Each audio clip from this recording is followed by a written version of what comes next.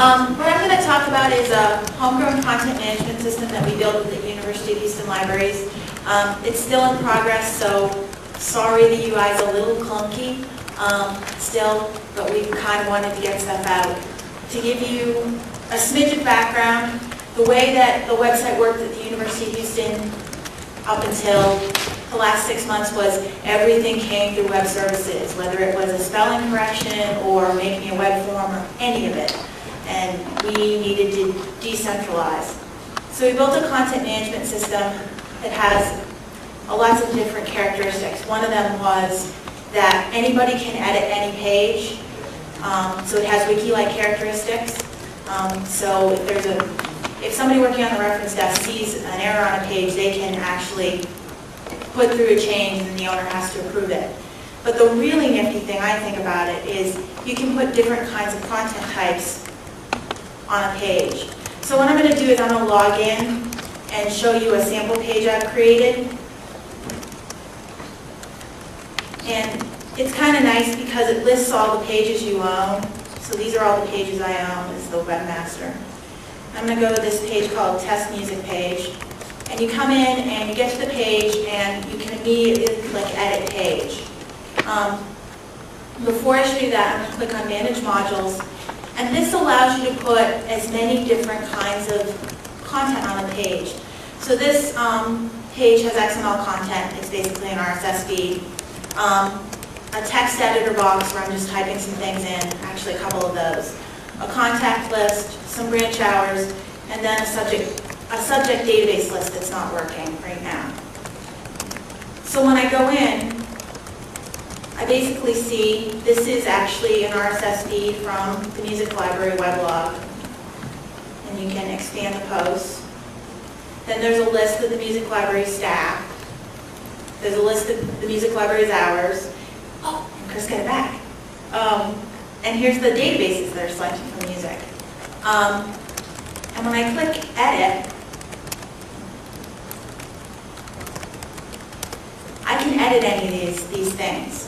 So it took me about 5 minutes to create this page because I knew what the feed was. I knew I wanted to add the Music Library staff, which is this right here.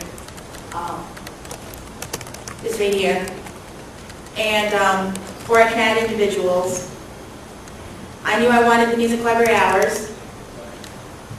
And then I knew, down here, I knew I wanted the music databases. So it makes it really easy for somebody to create kind of a portal-like page for their subject area. But it also makes it easy for librarians to create pages that have lots of different kinds of content. We have some more stuff in the works as far as modules, expanding the existing modules, fixing the UI, and adding some other things in. And I woke up at like 4:30 this morning and thought, well, this is perfect because we can, Library Find, which Terry's going to talk about tomorrow, is essentially a web app service. So we can build a custom module that will pull stuff from Library Find, or we can build a custom module that will pull stuff from Solar. So this is really great because it's very expandable and extensible. And although we haven't really quite figured out where it's going as far as UI, and we want to do a few more things than, okay, 1, 2, 3, 4, 5, 6 on the page. We might want to define regions better. For us, this is a tremendous step forward, and the architecture is there. I have a minute for questions.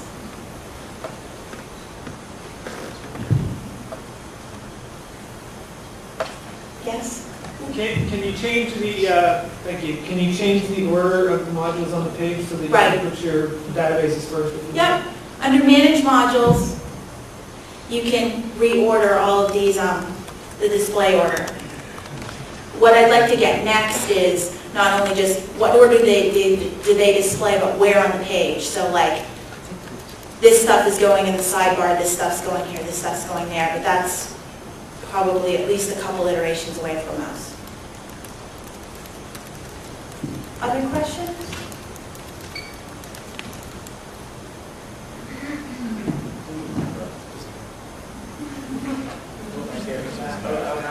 One more. Go ahead. Question. You got another one? Where? Oh, right there. Are you considering adding dynamic components so that you can, say, you embed a feed, be able to re-request that feed with the URL parameters and have it come back in? And Right. There's some of those things that we're thinking about. We want to make that kind of stuff as easy as possible for people, for the librarians, like drop-down menu, check a box, Right. kinds of things. Well, I'm thinking even being able to point it like an open search target. Right, where right. It goes and grabs the OSD Right. and then presents the Right. form.